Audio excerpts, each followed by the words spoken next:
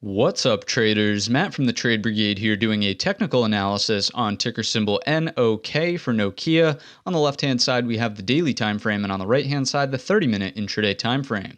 First things first, this was a meme stock. Remember that from way long ago with the whole GameStop fiasco? You can see here it was in its heyday, up around $9.79, currently trading just above half of that, around $5.83. But what I think is interesting about this and why I bring it up here is because if we look at the daily time frame, do something like this with a resistance trend line, if we could get a click, thank you, and look at this. I mean, we're basically slamming our heads into it after a couple of higher lows, right? So here's your major low, higher low technically. Let's see if we can get a bit of a breakout here inside of Nokia. What you'll notice if I just zoom in a little bit more on the daily is that we saw an uptick in volume down below, right? So could this be a foreshadowing signal that we are going to see continued momentum and volume take us up and over the resistance trend line? I don't know for sure, but it's at least something worth keeping an eye on, the break of about $5.85 into tomorrow's session. If we can take it out, what are the upside levels to pay attention to? Well, from the daily perspective, we would want to know about this, of course, just shy of 2 cents short at $5.98. And then after that, notice that's where the range really opens up. We get about 609, still only about 9 cents, right? And then the top end here at 628. So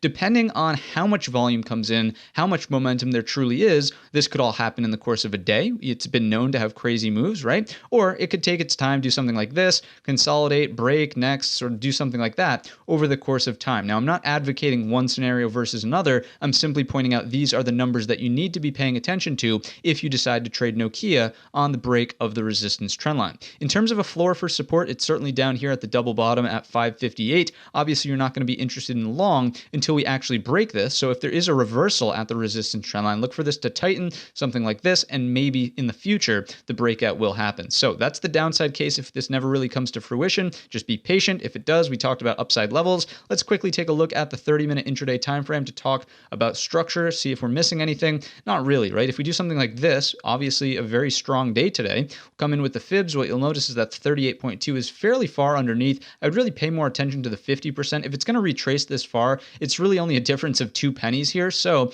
a retracement to here, that probably catches my eye, noting that it's the prior point from in here. 50% of today's range just overall strikes me as an area of interest for any pullback buyers. Anyone who essentially missed today's run, let's go ahead and grab the other tool. There we go. That's the correct one this time. That's the number to be paying attention to on a deeper pullback. And as we mentioned, anything underneath that brings into play the floor at $5.58. If that goes, look out below, probably coming back down into here. Again, I say look out below, but we're really only moving a couple cents lower, about 20 cents lower into $5.38. And that would really invalidate the long-sided trade up and over the resistance trend line. So that's really going to wrap up the video. Again, keep a close eye on volume. That is, of course, going to be the foreshadowing of whether or not this is going to break out. If volume's high, if volume wants to remain elevated around 3 million shares per 30-minute bar, then fine. Look for that sort of momentum style trade to unfold to the upside. If it dies back down and is, around 1 million shares or less per 30-minute bar, definitely do not want to be trading this one long into the end of the week.